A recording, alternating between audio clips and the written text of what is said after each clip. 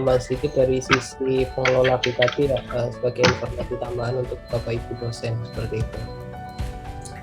Nah, Sister sendiri saya ingin sampaikan secara umum. Di Sister ada beberapa layanan, ada portofolio dan BKD yang akan kita coba sampaikan pada pagi hari ini.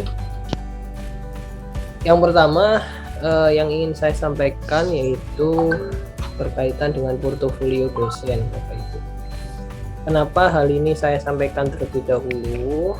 Karena portofolio dosen menjadi dasar dalam pengisian BKD di Sister. Jadi data-data yang ada di portofolio dosen ini nantinya diklaim ke dalam layanan BKD. Jadi pengisian datanya ada di portofolio, maka dari itu ini saya sampaikan terlebih dahulu. Nah, portofolio dosen sendiri secara umum terbagi menjadi data pokok, data tridharma, dan data penunjang.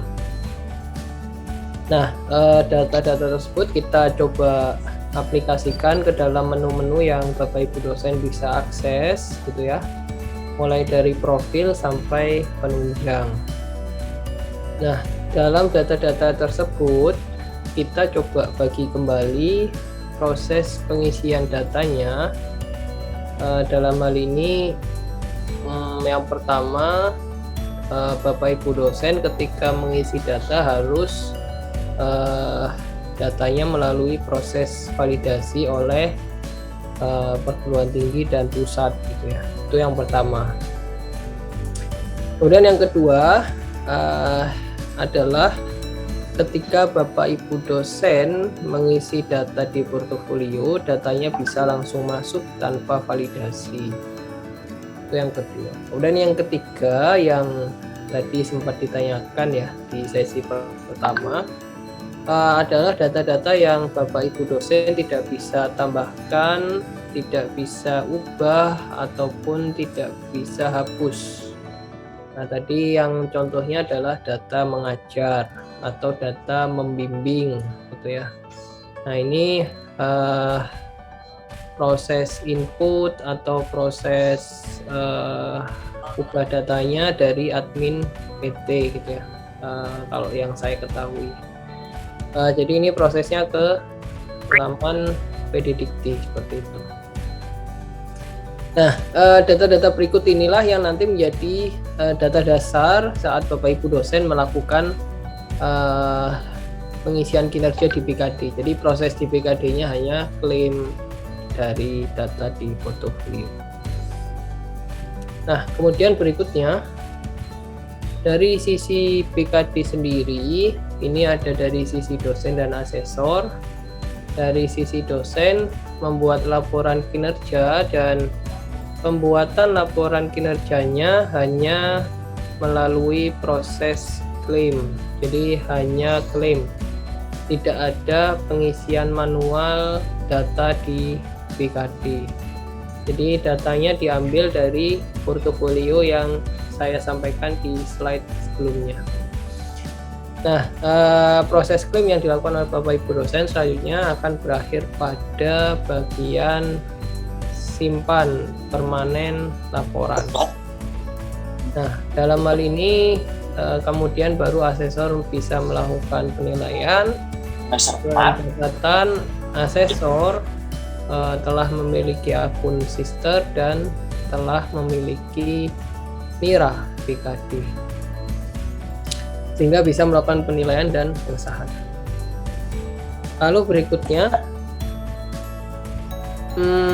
ini hanya sebagai tambahan ya Bapak Ibu, tambahan informasi bahwa kami saat ini ada tools berupa API atau web service yang bisa digunakan oleh setiap perguruan tinggi. Pemanfaatannya pada intinya ada dua macam ya. Yang pertama, sistem internal kampus bisa mengirim data portofolio ke Sister. atau sebaliknya atau sebaliknya yaitu data di Sister yang telah diisi oleh Bapak Ibu tarik ke sistem internal kampus datanya seperti itu. Jadi bisa melalui API. Nah, terkait layanan BKD sendiri dari sisi dosen, ini adalah tampilan ketika Bapak Ibu dosen masuk ke menu layanan BKD. Jadi ada tombol untuk pengisian laporan kinerja dosen.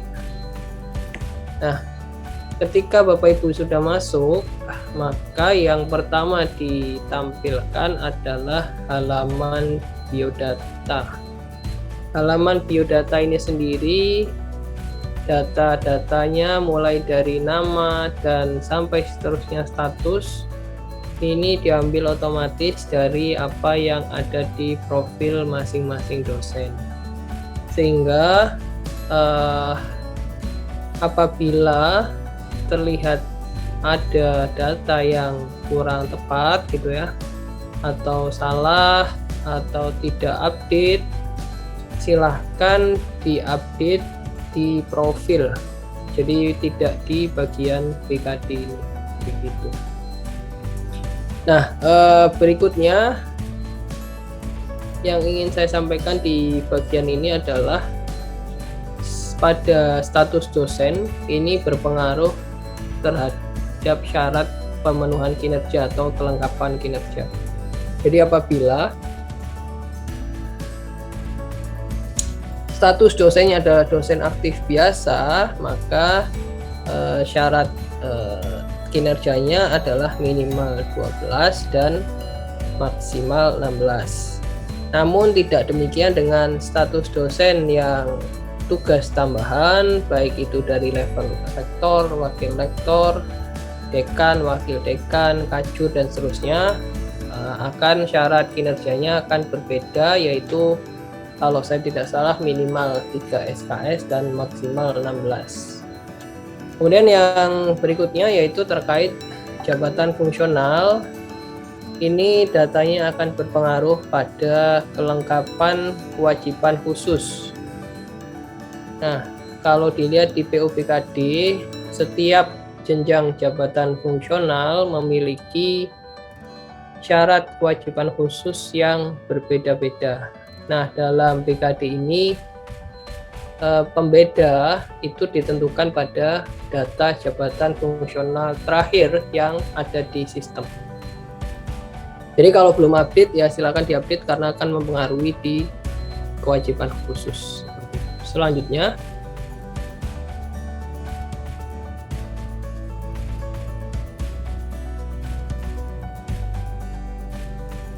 selanjutnya adalah halaman umum gitu ya. Secara umum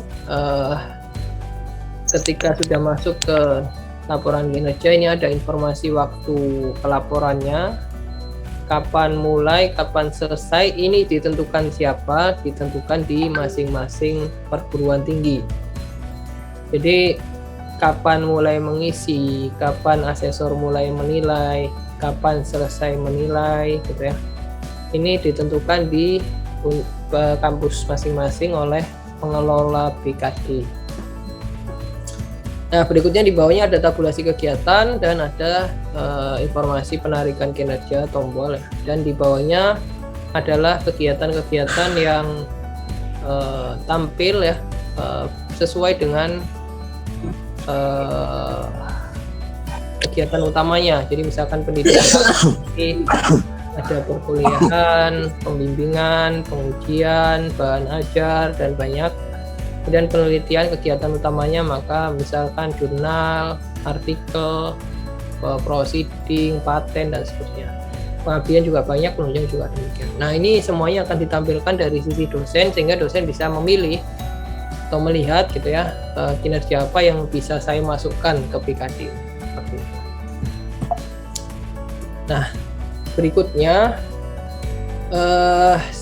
kami berikan contoh salah satu halaman kegiatan. Ya, nak. Di sini contohnya kegiatan pendidikan saya sampaikan format secara umum. Yang pertama, di bagian atas selalu ada judul kegiatan. Jadi dalam hal ini misalkan judulnya adalah melaksanakan perkuliahan, di mana judul ini tentu saja sesuai apa yang ada di POBKD 2021. Kemudian di bagian kanan selalu ada tombol penarikan kinerja dari portofolio, dan di bawahnya dilengkapi informasi bahwa kegiatan perkuliahan ini diambil dari menu pengajaran, seperti itu. Jadi secara umum formatnya selalu sama Bapak Ibu ya, judul, tombol penarikan kinerja, informasi, sumber datanya. Kemudian di bawahnya adalah tabel yang berisi kegiatan-kegiatan yang telah diklaim, di mana SKS-nya ini sudah terhitung otomatis berdasarkan data yang di portofolio, beserta informasi kelengkapan bukti pendukung, status kegiatan, dan tombol untuk edit maupun hapus. Nah, berikutnya ini hanya sebagai informasi tambahan saja Bapak Ibu. Jadi ada kegiatan-kegiatan utama PKD ini mayoritas pengisiannya dari sister.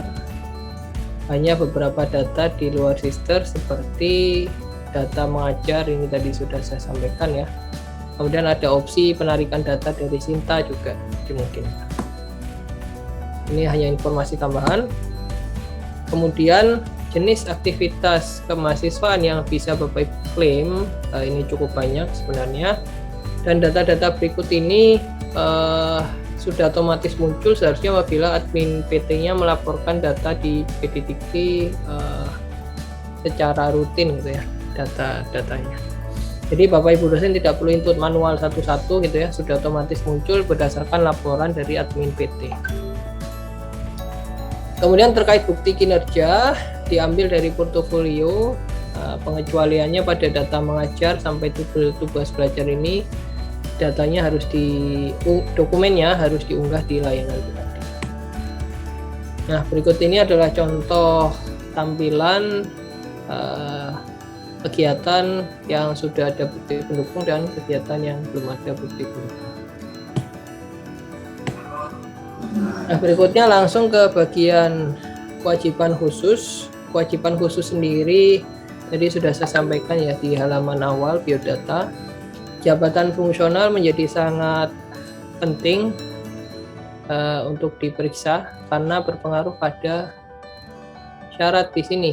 Jadi kalau asisten ahli otomatis yang harus dipenuhi adalah buku ajar atau publikasi ilmiah. Tentu saja hal ini berbeda apabila jabungnya adalah lektor kepala, atau bahkan profesor. Sehingga nantinya akan sampai berpengaruh di bagian akhir, dicetak kinerjanya. Kalau ini tidak sesuai dengan SK jabung yang sebenarnya, maka nanti mungkin bisa saja laporannya bermasalah gitu ya, karena tidak sesuai dengan SK-nya gitu. Sehingga tadi saya sampaikan pemutahiran data jabatan fungsional menjadi sangat penting kaitannya dengan pemenuhan kewajiban khusus masing-masing dosen. Untuk yang belum ada jabungnya gimana? Ya berarti tidak ada kewajiban khususnya begitu. Nah, terkait kewajiban khusus sendiri ini juga diambil dari portofolio. Nah, tadi sudah saya sampaikan kewajiban khusus ini diambil datanya bisa 3 tahun terakhir. Jadi kalau misalkan sekarang 2022 awal gitu ya, dimungkinkan datanya mulai dari 2019. Jadi kalau misalkan ada syarat kewajiban khusus publikasi ilmiah, kemudian Bapak Ibu dosen ada publikasi ilmiah di tahun misalkan 2020 gitu ya. Nah, itu sudah bisa memenuhi kewajiban khusus di semester ini gitu. Karena kita mengambil datanya 3 tahun ke belakang. Atau contoh yang lain, misalkan Bapak Ibu ada publikasi ilmiah yang tanggal terbitnya adalah bulan Januari 2022, maka publikasi tersebut bisa digunakan untuk pemenuhan kewajiban khusus sampai tahun 2024 ya, 2025 awal. Gitu. Nah, Yang terakhir yaitu simpulan. Simpulan di sini menampilkan rekap ya kinerja Bapak Ibu setelah tentu saja Bapak Ibu dosen melakukan klaim di pendidikan, klaim di penelitian, klaim di pengabdian dan seterusnya. Sehingga di sini sudah direkap kesimpulannya seperti apa, memenuhi atau tidak memenuhi. Kewajiban khusus juga demikian, ada rekap otomatis. Dan ini adalah contoh apabila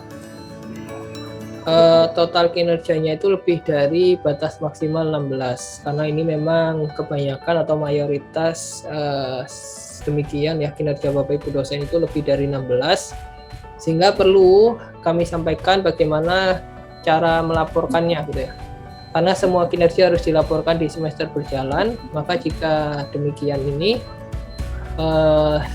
sebaiknya ada yang distatuskan sebagai beban lebih kegiatannya. Jadi dari status selesai jadi beban lebih, sehingga total kinerja tidak lebih dari 16 dan ada beban lebihnya berapa ya.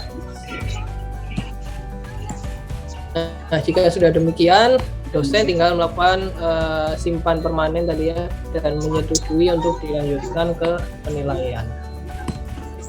Nah, yang berikutnya yaitu dosen dengan status tugas belajar ini melaporkan apa? Yang dilaporkan adalah belajar dan data laporan studi.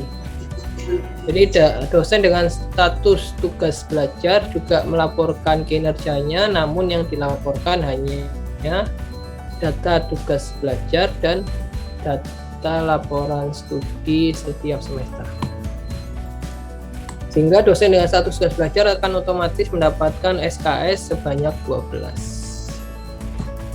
Nah, kemudian informasi tambahan dari sisi pengelola BKD, apa saja yang bisa dilakukan? Yang pertama,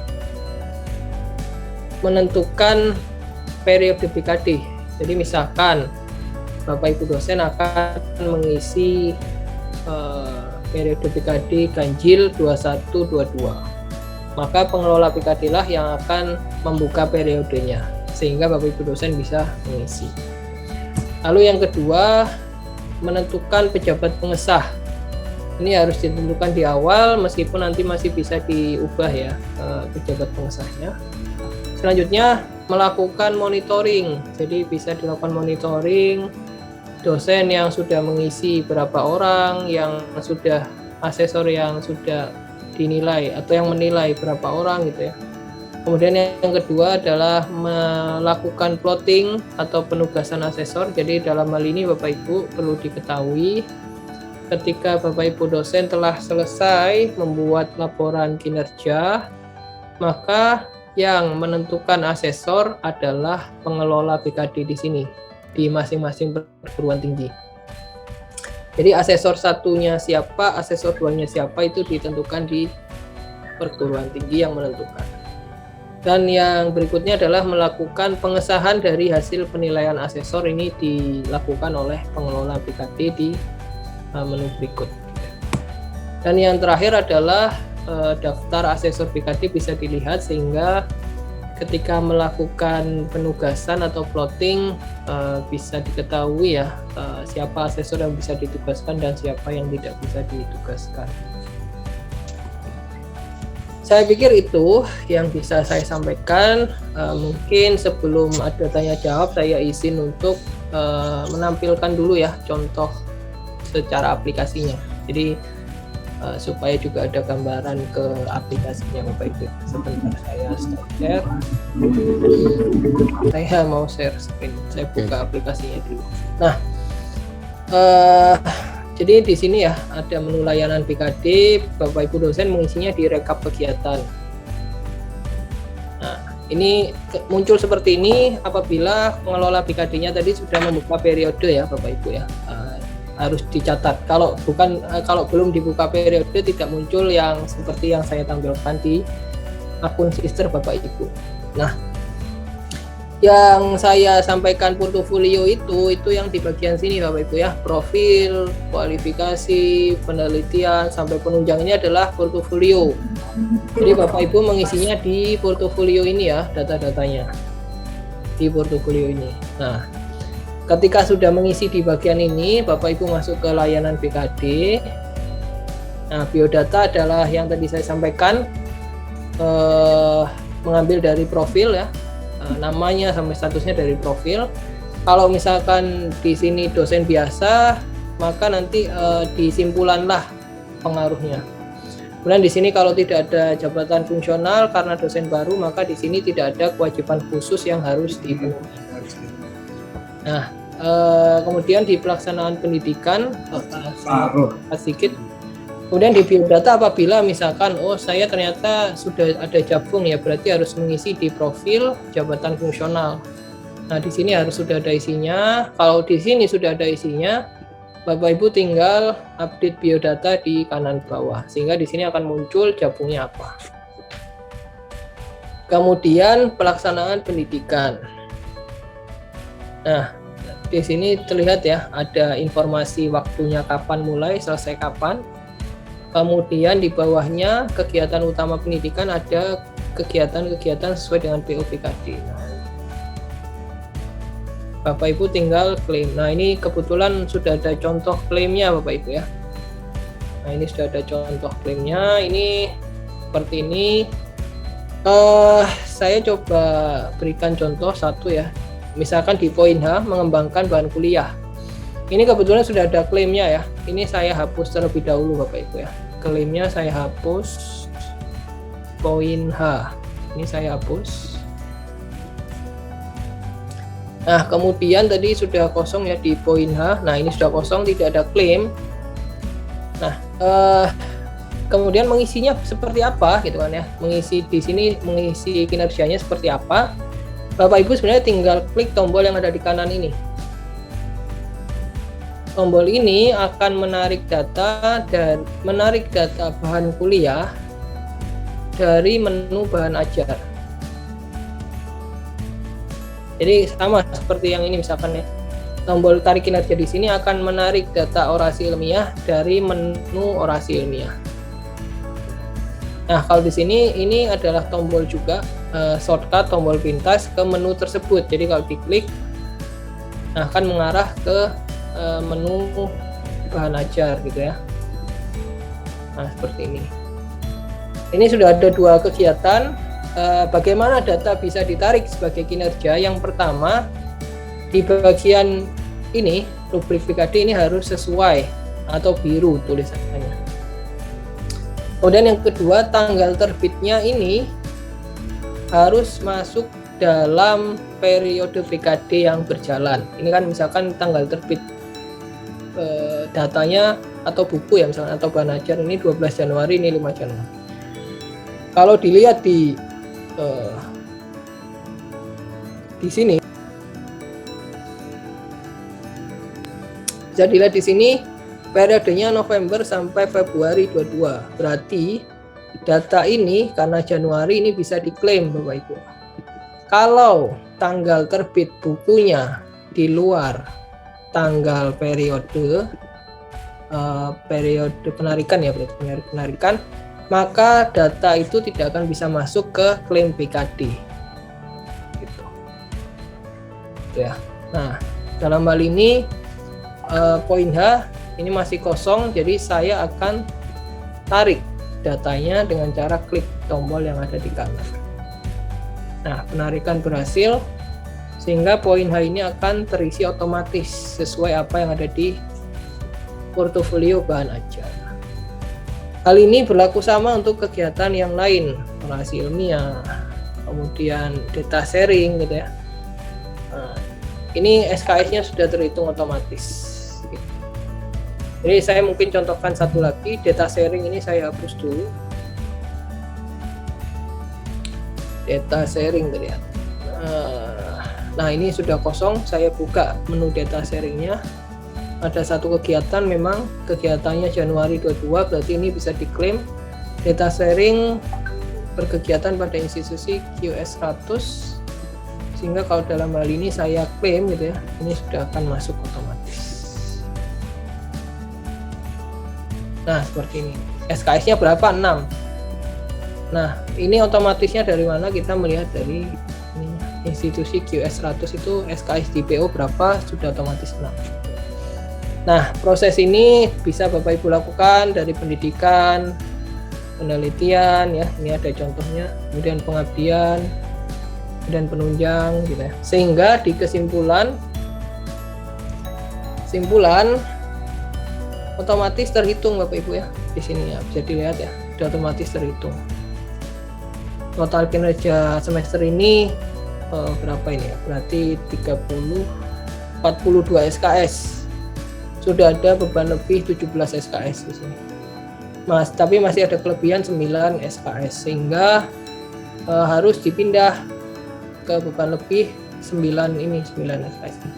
Caranya kalau dilihat di sini yang paling banyak di mana? Oh, di pendidikan 16 SKS nih. 16 SKS. Maka dari itu saya akan coba pindahkan ya minimal 9 atau 10 SKS gitu ya. Saya coba cari di pendidikan. Tadi ada beberapa kegiatan ya. Nah, ini ada 6 SKS. Ini 1 SKS, ini 5 SKS, 5 SKS. Maka saya pindahkan yang 2 ini saja ya. 2 SKS, 2 kegiatan ini menjadi status selesai ke beban lebih. Nah, ini 1, kemudian 1 lagi saya ubah ke beban lebih. Nah, ini sudah berubah jadi beban lebih dari yang sebelumnya status selesai ya. Nah, sehingga di simpulan bisa dilihat saya sudah pindahkan jadi 11 SKS, sehingga di sini memenuhi total kinerjanya dalam rentang dan beban lebihnya 27 SKS. Nah, jika sudah demikian, Bapak Ibu bisa simpan dan setujui untuk dilanjutkan ke penilaian. Jadi sekali lagi pengisiannya di portofolio ya Bapak Ibu. Di portofolio ini di BKD hanya klaim saja. Saya pikir itu yang bisa saya sampaikan. Mungkin sebentar saya tambahan sedikit aja dari sisi admin supaya sekalian dari sisi admin tadi ya bisa memonitoring itu seperti apa. Nah, ini misalkan contohnya per prodi ya, per prodi misalkan yang pertama melihat daftar dosen, pengisiannya berapa, penilaiannya seperti apa, belum mengisi semua, belum dinilai. Kemudian yang kedua penugasan asesor 1 siapa, asesor 2 siapa. Kemudian yang ketiga rekap pengesahan, asesor 1 nilainya berapa, asesor 2 berapa, sehingga bisa disahkan. Saya pikir itu dari saya.